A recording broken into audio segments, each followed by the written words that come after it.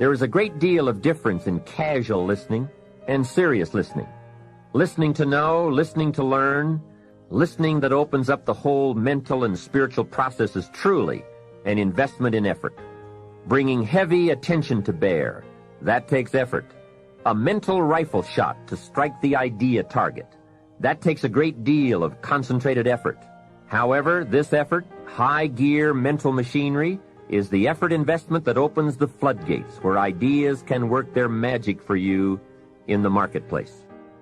Personal development is truly the key to the good life. You see, what you become is far more important than what you get.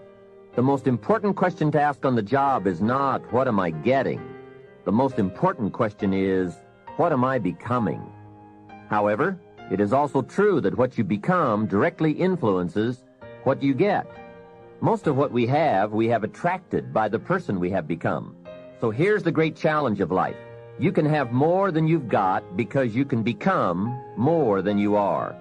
That is the great focus of attention for life change. Now, on the other side of the coin, it reads, unless you change how you are, you'll always have what you've got. I've discovered that income does not usually exceed personal development. Sometimes income takes a lucky jump, but unless you keep growing out where it is, it will usually come back where you are. If someone hands you $1 million, best you become a millionaire quickly so you can keep the money.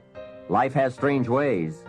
A very rich man once said, if you took all the money in the world and divided it equally among everybody, it would soon all be back in the same pockets. I guess it is hard to keep what you haven't attracted by your own personal development. Personal development, how important. Remember, the major key to your better future is you. That's a sentence with a lot of value. I suggest you put it up somewhere for a while where you can see it every day, just to remind you as you put your day together. I call it the silent seminar. The major key to your better future is you. For a share of my life, I didn't understand the importance of that phrase. Among a lot of things I didn't understand back in those early days. Back then, some things used to puzzle me. I used to wonder why two people could work for the same company and one make twice as much money. Why would one person be paid $2,000 a month and the other person $4,000 if it was the same company, same product, same service, same training, same weather, same traffic? Maybe they were the same age and went to the same school. Wouldn't that be a puzzle? Why would one person do twice as well? Speaking economically, I know there are many ways to do well, but in this narrow area called compensation, what is the difference? What is the difference between $2,000 and $4,000 a month? And I don't mean 2,000. I could figure that out. Well, back then I tried to figure it out best I could. I thought time makes some of the difference. Some people do better because they have more time. I used to say, Harold ought to do well. He's got a lot of time. If I had all of Harold's time, I could do well. Now, that's got to be dumb, right? You can't get someone else's time. A man once said to me, if I had some extra time, I could make some extra money. I said, then you have to forget it. There isn't any more time. Where would you find any? Hey, when the clock strikes 12 midnight, that's about it. It's over. There isn't any more time. If you insist on finding more than 24 hours a day, they will come and take you away. So if we can't get more time, what could we get that would make the difference in economic results? And the answer is value. Value makes the difference. You can't get more time, but you can become more valuable. So value makes a major difference in how much money you earn. Now, here's a primary lesson in economics. We get paid for value. Bringing value to the marketplace is how we get paid. Whether you work on a job or whether you bring goods and services, we get paid for the value. Now, I know it takes time to bring value to the marketplace, but you don't get paid for the time. You get paid for the value. Mistakenly, the man says, I'm getting $20 an hour. And the correction is, no, not for the hour. If that was true, you could just stay home and have them send you your money. No, you don't get paid for an hour. You get paid for the value you put in an hour. An hour is simply a convenient way to measure the value. So one of the important questions to ask is it possible to become twice as valuable and make twice as much money in the same time? Could you become 3 times as valuable and make 3 times as much money in the same time? And the answer is, of course. Yes, you can become more valuable if, and it's always if, right? And here's the big if we are going to consider.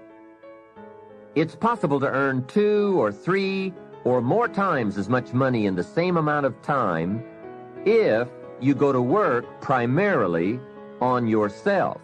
And that's what we're considering in this session. Learning to work primarily on ourselves. Mr. Schoaf put it to me this way when I first met him.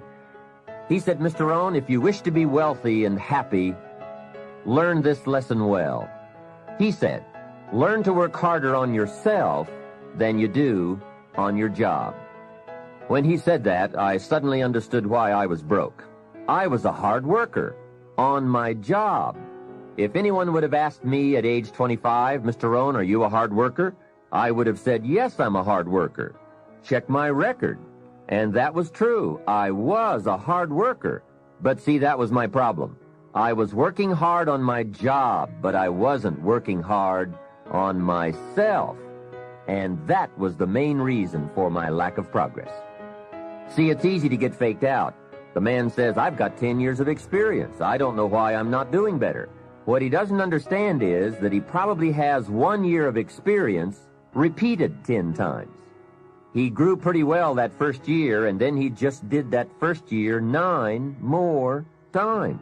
He didn't keep growing. Some people look for more money, but they look for it in the wrong direction. The man says, I need more money. I'm going to go to work on my boss. Hey, I found out bosses are notorious. They don't play fast and loose with the company till. I've never seen a boss get excited and triple somebody's wages.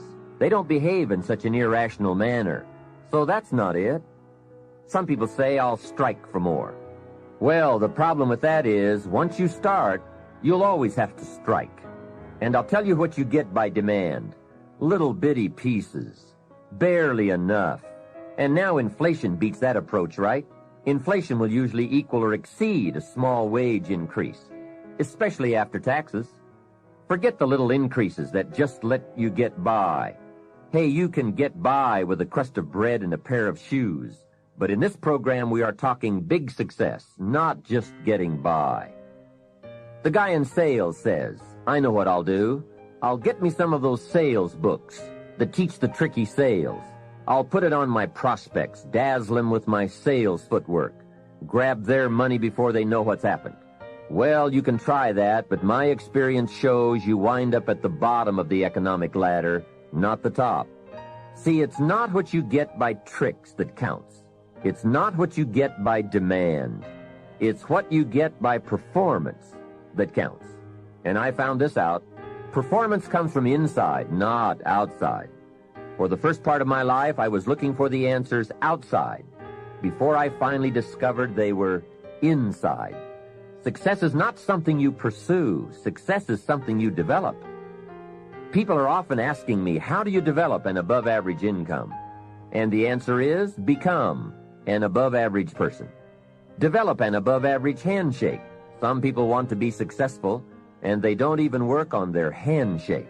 As easy as that would be to get started on. They let it slide. They don't understand. Develop an above-average smile. Develop an above-average intelligence.